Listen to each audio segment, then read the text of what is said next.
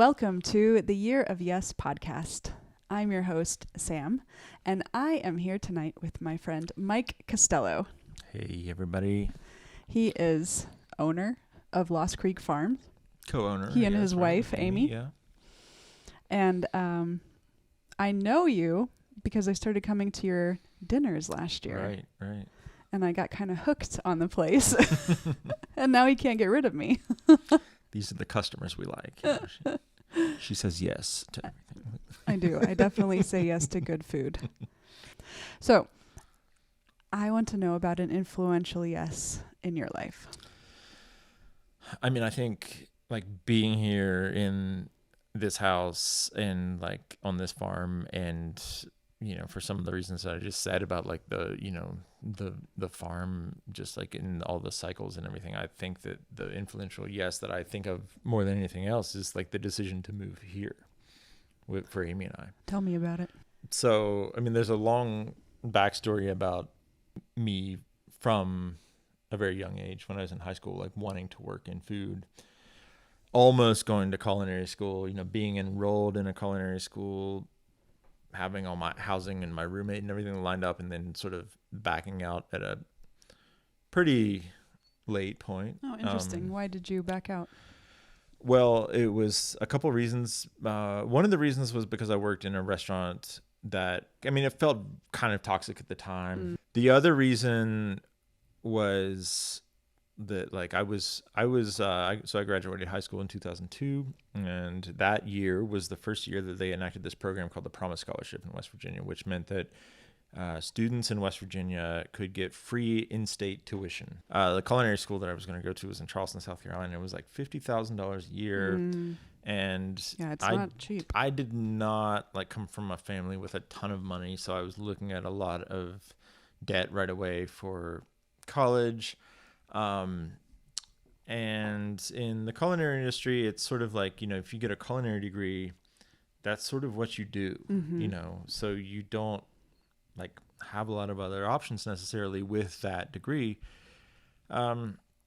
So because of like the sort of way that the circumstances and my work environment kind of, you know, paired up with my financial situation, I just sort of said, you know, like I do want to work in food, but this doesn't preclude me from working in food in the future if I go get a degree in something else, right? So I went to journalism school at WVU in Morgantown. Like I always say, so much of what we do here at Lost Creek Farm is based on the storytelling aspect of it, and so much of what we're able to offer is because like I've gotten this skill set from being in the journalism world that has like trained me well for going out and collecting stories and making stories about people and sharing stories about people and understanding that part of it as an ingredient in the food. Yeah, that makes a lot of sense. And that is something that you don't get. Like I could pay $70,000, whatever, for culinary school and the room and board and all the things together, and I wouldn't have the same kind of knowledge about telling stories, and I wouldn't have the same kind of affinity for place, if that makes sense. Like growing up in West Virginia, I was like, so I grew up in Kanawha County near Charleston, which is very different than a lot of the other parts of West Virginia. But when I went to school at WVU, like it allowed me to explore other parts of West Virginia, more other sort of aspects of the culture of the land, you know, and the history of the state, and so much that goes into, you know, explaining why our foodways are what they are. Even though it took so long, like it feels right to have done all of those things to get back to where I originally wanted to be. Yeah. So an initial yes to culinary school became a yes to journalism school. Yeah. Which brought you back to culinary. I love it. Yeah, in a way. I mean, it is, and like something that I've been thinking about ever since you asked me to be on this podcast was about just sort of like what saying yes to things really means, and what saying no to things actually means too, and the ways that you're actually saying yes to things that you value more, right? That you prioritize more. Even though I was saying no to my original plan, I was saying yes to all these other things that were a priority for me. And Yeah. it was like my financial stability, like my love for place, like my, like saying yes to having options in a career. Like you want to say yes to a lot of stuff, but like sometimes it's like saying no to things actually opens up a lot more doors where you're saying yes to like healthy boundaries or Mm. like, you name it. So you made it through journalism school, Yeah. and then what were the yeses that led you here? Yeah. So I took some time after journalism school, and I did something that was not entirely unrelated, but it was kind of tangentially related to some of the stuff that I thought I would prioritize after journalism school. And I worked in sort of conservation, public lands conservation, actually. You didn't get a job in journalism.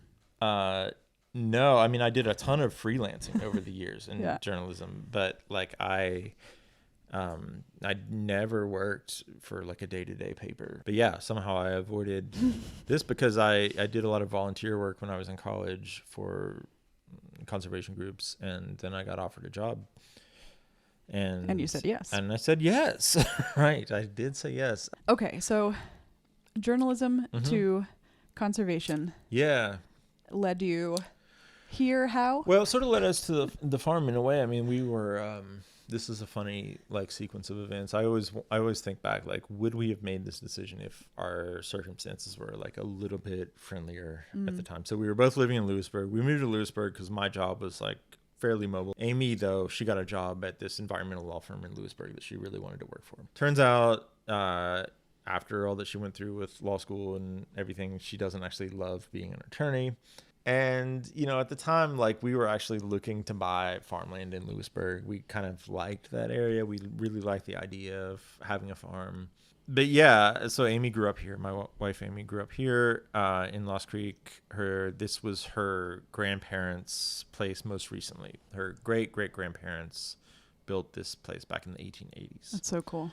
So there's a lot of family history here, but we still, like, had never really entertain the idea of like moving back because there was not much here for us in the careers that we had, But yeah, it was like I didn't really love my job. She did not love her job. We actually didn't we kind of liked Lewisburg, but we didn't love it there.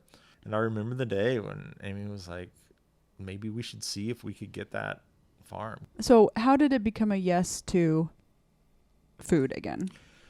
I was telling her when we first got together, I was like, I don't know, I don't really love my job. Like I told her all my like story of wanting to go to culinary school and thinking I'd go back to food. And I think this was, at a time when the farm to table stuff was just sort of taking off. And I was just like kind of excited about the possibility of being on a farm and having a business that was like very rooted in place and rooted on the farm. And I didn't exactly know what it would look like. I think the first few years that I thought about it, I thought maybe it would be more of like a catering company. We weren't able to have people to the farm. Like you've been here for some of our dinners, but we just started that like in 2019. That was the first time that we had people here to the farm. Yeah. So explain to the listeners and the viewers everything that you do here. Oh man! Because you have a dinner series. We have a dinner series. I mean, and you have a farm. We're a culinary business first and foremost, but we are also a working farm. We focus our farming operations on vegetable-wise. It's mostly like some of the special heirloom crops, and these are typically seeds that people have given us, seeds that mean a lot to them. So beans, tomatoes, some peppers, some corn, sorghum, things like that people have given us that have been passed down in their families for a really long time. And those seeds, when they're passed down, they come with a story, cool. And that's part of what makes what we do here kind of special. Like it changes your relationship with that food when you know the story behind it, and it feels more important. I mean, it certainly feels more important for me cooking it and eating it. And I think that's a lot of what we hear from people is that, it was really cool to hear the story behind the stuff, that you were putting on the plate. To get back to the sequence of events here, you know, back in 2019, Yeah, yes to the supper clubs. yeah, we had met some people, some business advisor types that were trying to help us like think through how we could creatively raise some money, because Okay. the reason we need to raise money is it's not that we don't have like a successful business model, but it's because with this farmland that is family farmland, there are a lot of complicated family dynamics Okay. and a lot of strong opinions about borrowing money against the land. Okay. So we were kind of scheming with people, and they were like, you should open your farm up and have like a dinner series.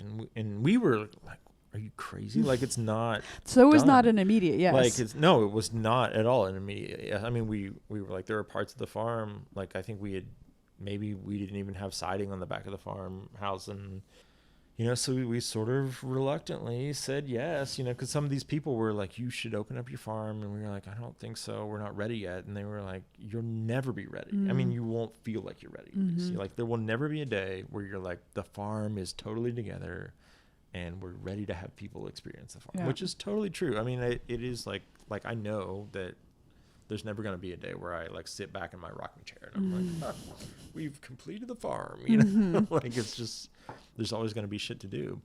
So you said yes to starting the dinner series, even though you didn't have siding on the back of the house. Yeah. Okay. Yeah. I mean, I think maybe we used that as like an impetus to get the siding. Okay.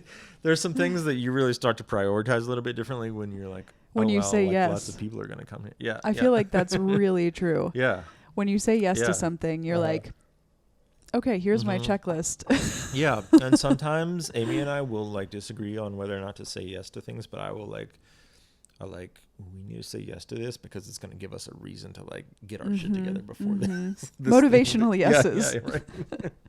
Yeah. How did you have such a buzz when you first opened? When you first started your dinner series? How did you get so many people interested right away? I think it was like, it was a combination of us. We were always like beating the drum, you know, and I was always writing about stuff, and we got lucky with a lot of press. Like, I mean, when Anthony Bourdain came here, how did he like, even find out about it? It's a good question. Like, to their credit, I mean, they hired local kind of scouts for stories, you know, because a lot of times these national groups come in. Parts Unknown, we're talking about. Yeah, Anthony Bourdain's Parts Unknown. And we were really reluctant at first because, you know, these national shows, publications don't have the best track record of portraying West Virginia very well. But it meant a lot that they did hire people with intimate knowledge of West Virginia to try to piece the stories together. And they were following somebody else's lead. This is one of the things that we said yes to. And it was like a major kick in the ass because like when we said yes to Anthony Bourdain coming here, we didn't have a ceiling in the kitchen. We didn't have a floor. Like, we just had plywood on the floor in the kitchen. And we were like, they're going to be in the kitchen. Like, this is this is what I'm talking about. Like, I think we had maybe a little bit of disagreement about like whether or not we should say yes to this. But it was like, this is going to make us get a ceiling and a kitchen in the floor. We were up until like 1 a.m. the night before they came, putting in ceiling boards. The night before they came? Yeah. Yeah, we were literally like putting the ceiling in at 1 a.m. before they showed up 5 hours later. Oh my gosh. I don't know. Like, I think people want experiences that feel different, you know, and this is certainly not like a restaurant experience. So I think that, 2 reasons why you're so successful with your dinner series is that number 1, it's good food. And number 2, it's authentic. Yeah. It's not pretentious. Right. It's a little fancy sometimes, but it's not pretentious. And it's super authentic. Yeah. Because you are so connected to that storytelling heritage. Let's tell West Virginia's culinary story through this food. Right. And hey, let me throw in some personal stories from my grandmother making communion wafers at her church. Yeah, right. And, you know, we grow half of this stuff from heritage seeds. I think that's why they're such a draw. Yeah. I think so too. And I think that sometimes I have to remind myself of that. Those things that you just mentioned are so important to what we do. And like, if we had a day-to-day restaurant, like, we would not be able to go out and connect with people in our community or elsewhere in West Virginia and hear those stories and collect those seeds and get, be able to document the recipes. And it's like that kind of work, we sort of call it our non-revenue generating work, because it takes so much time. It takes a lot of time to establish the relationships before you even get somebody to share their seeds with you. But it's like, you have to connect with people, and that is like such an undervalued part of like all the work. I mean, whether it's journalism or food or anything else, it's just like that basic connection to people that makes the transaction of a seed. It's not like a business transaction. It's like I trust you now, and I want you to keep this thing alive because it's been in my family for a long time. That's so cool. I think maybe the biggest yes that you've said, other than I'm going to continue cooking, is a yes to West Virginia. Yeah. And a yes to the heritage. Yeah. And telling the story of West Virginia. Yeah, for sure. And there are a ton of people who move out of West Virginia, who don't stay, who don't engage with the heritage or the storytelling long term. Right. So I'm curious about that, yes.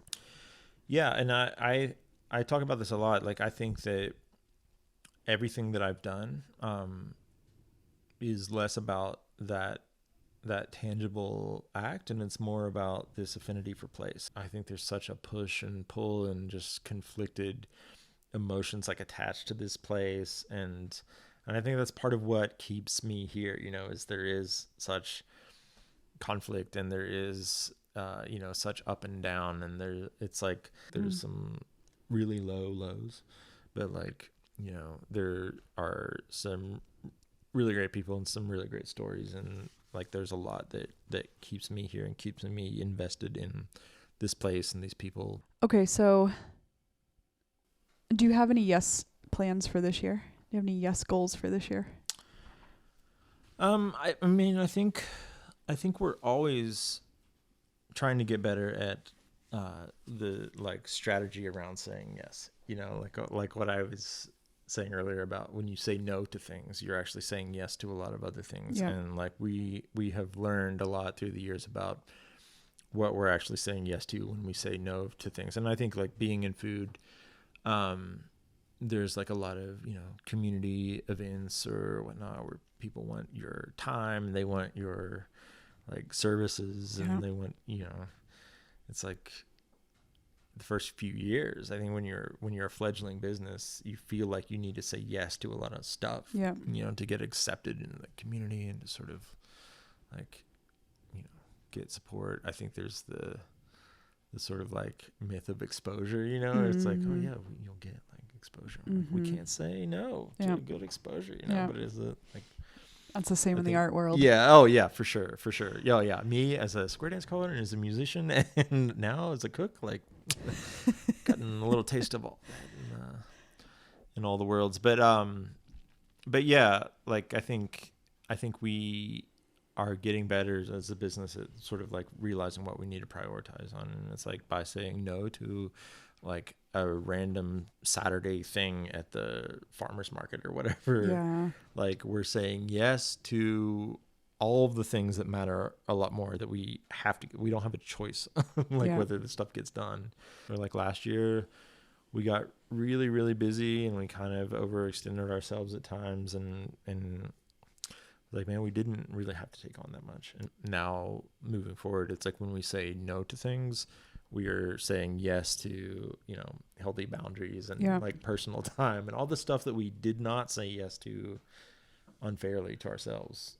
So I just celebrated my 8th year in business as congrats. a web designer. Nice. And my friend Roran also, we started our businesses at the same time. So we always celebrate our business birthdays together.